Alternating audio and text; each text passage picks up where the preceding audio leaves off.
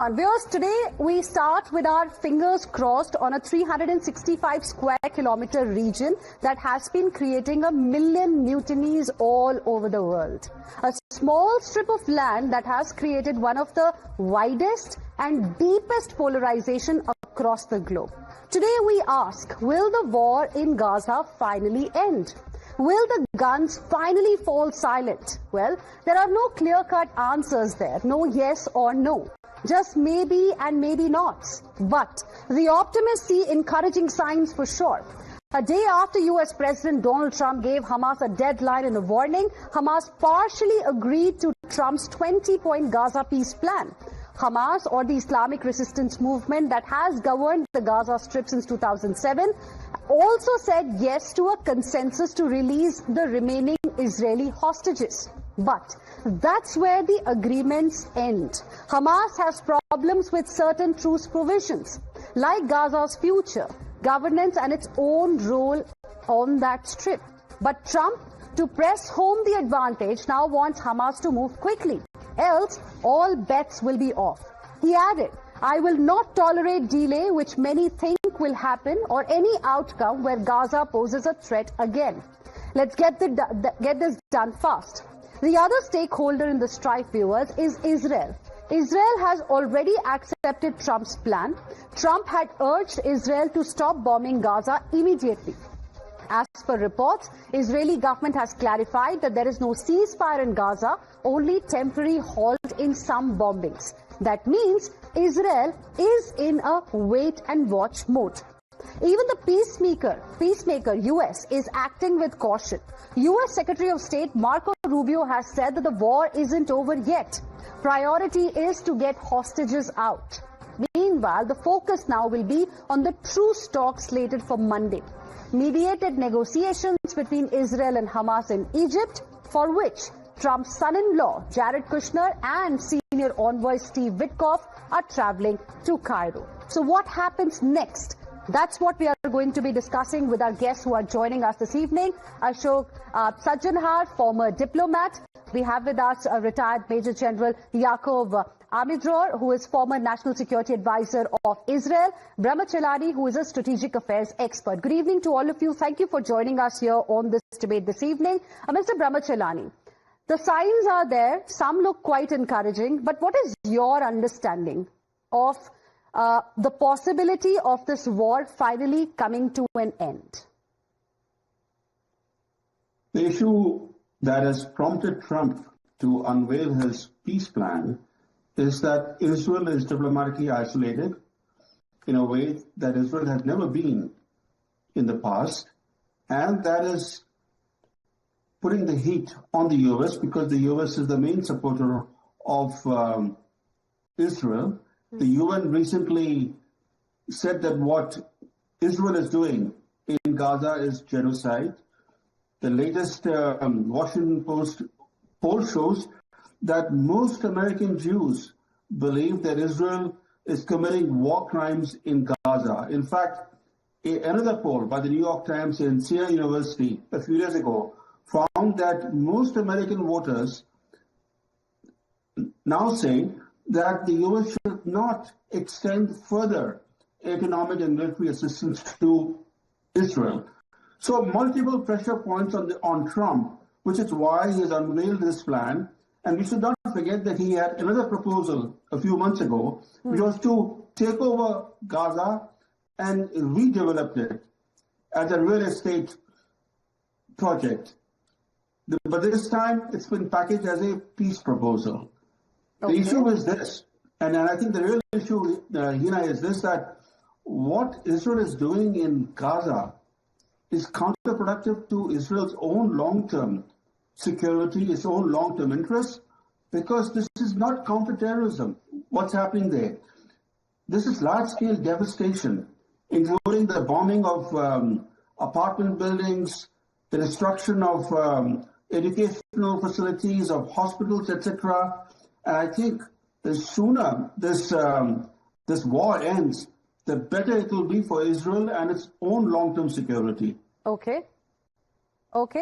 Major General Amidror, do you agree with what Mr. Brahmachalani has said? And do you see this war finally coming to an end? Because Israel also seems to be in a wait and watch mode. And similar sentiment was echoed by Marco Rubio too earlier.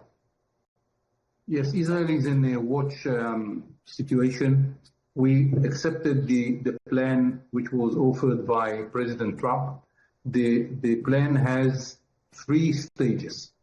One is very immediate, releasing the hostages. Israel retreat around a kilometer out of Gaza, and free prisoners with the blood on their hands. This is what Hamas will get. After that, the second stage is about the day after in Gaza. It is more ambiguity in those parts of the paper, a kind of under ex-Prime Minister of Britain, Mr. Blair, kind of international organization which will take care for Gaza. After Gaza will be clean from Hamas. And who will clean Gaza from Hamas? No one is going to do it by the IDF. The dismantling of Hamas is a stage that should go before the international forces are coming in. And that will be the next stage in which the discussions about the organization of the day after in Gaza will take part. I believe that it will be a long dialogue between us, the Americans, Hamas, and Arab countries. Hamas doesn't want international force. Hamas wants only Arab countries. Trump wants international involvement.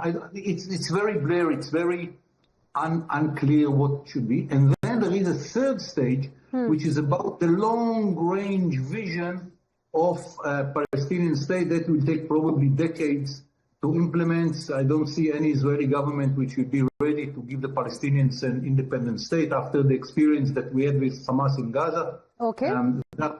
They are not ready to outlaw Hamas, and we are not ready to have a state controlled by Hamas. So this is very long. So if you look at the plan, immediate one, a medium one, and then very long one part that I don't know when will be implemented.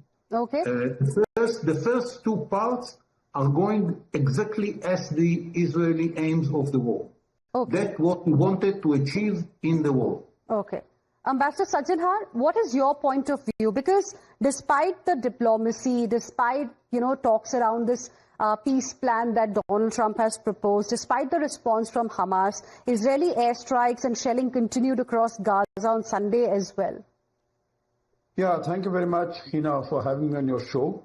Couple of points that I would like to make here. Number one, what is the most fundamental interest as far as the United States is concerned, the most fundamental immediate interest, and of Israel is concerned. And I think this is something that all of them, whether it is Prime Minister Netanyahu, Mr. Trump, Marco Rubio, everyone has been saying. And they have been emphasizing the first point has been release the hostages immediately. That is something that Israel wants absolutely desperately, because that is something, a sticking point, even as far as Mr. Netanyahu and the Israeli population within the country is concerned. So I think that is something that they want to get out of the way. After that, it becomes all very confusing. There is nothing, that you can sort of, really put your finger on that this is exactly what is going to happen. Although it is a part of the 20-point plan, that there will be 2 states, there will be a separate state for Palestine.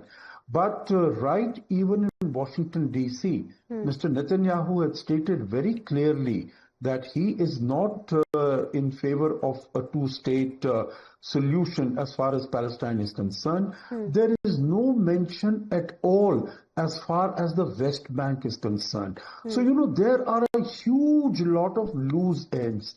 Let me make one more point, and that is, when Mr. Trump came to power, I think all your viewers and listeners would recall that on the 19th of January, he had got a ceasefire. There was a 3 stage peace proposal as to how some of the hostages are going to be released progressively, how some of the Palestinian prisoners who are in jails in Israel, they are going to be released. Nothing really came of it except the first group of Israeli hostages that were released. So I can see that, there has been a previous plan, previous statements that have been made by Mr. Trump, and all these threats have also been issued. The last point, when Mr. Trump came to power, he said he's going to stop all the wars. Russia-Ukraine conflict, he has invested a lot of political capital. He has found that he's not going nowhere as far as that is concerned. Mr. Putin is just not willing to relent. He thought that maybe this is an easier nut to crack, and so he will go at it, and because he has Mr. Netanyahu, he can pile on pressure and make sure that he listens to what he has to say, because Netanyahu is dependent upon U.S. support to a very significant extent, particularly when it sees that it is getting isolated from the world. So I think he's desperately wanting to get some result, because he thinks that, the announcement for the Nobel Peace Prize would also be coming. So if he has something definite and concrete on a major conflict, then that will further strengthen and bolster his case. I think that's an interesting point you have made, Ambassador Sajjanara. I want to take that point across to Mr. Brahmachalani as well, because we all know his reputation as a global peacemaker today is at stake. If you look at the talks that are going to happen in Egypt, he sent his son-in-law Jared Kushner and senior envoy Steve Witkoff. In your opinion, how far will Trump go? How difficult is it going to be for him, to make Hamas and Israel really give in? The very fact that he's sending his son-in-law and his business partner, Steve Witkoff, goes to show how professionals in the Trump administration have been sidelined. He acts largely on impulse, on instinct. He's a gut-driven president. He has sidelined the professionals.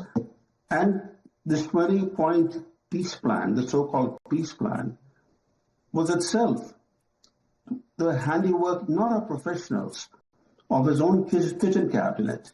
There is no Palestinian input in this 20-point peace plan. In fact, there is no role to be given to the Palestinian Authority in Gaza. That raises a question as to what's the future of the Palestinians in Gaza, forgetting for the moment, the West Bank issue. But the larger point is this, that even though Trump has crowned himself as a global peacemaker, and we saw that a few days ago at the UN, when he addressed the UN and actually boasted that he had ended 7, quote-unquote, unendable wars. 2 of the 7 wars never existed. He could not have ended wars that never began. 4 other wars are still unresolved. And the seventh war is a war in which Trump himself joined the fight by bombing Iran. So his peacemaker obsession hype runs counter to the reality. And the most important thing right now is that even while he's trying to make peace in Gaza, he's trying to overthrow President Maduro of Venezuela. So he's engaged in regime change in one country, very important country, a country that has the world's largest proven oil reserves.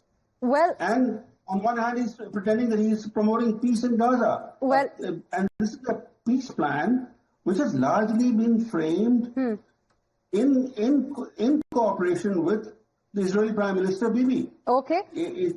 It's a plan that Bibi wanted. But will there be peace? And the last point, Hina, is that for Hamas, which is a terrorist organization, hostages are its sole bargaining chip. If it were to give up its hostages, it'll have nothing left. So Well, this assumption. those are pertinent issues you have raised, sir. We'll now have to see what happens eventually in Egypt when the talks happen. I'm completely out of time, but very interesting views all of you shared with us for our viewers. Thank you very much for joining us here on this debate on Times Now. We'll of course be tracking closely ahead as well. For now, heading into a very short break. Stay with us.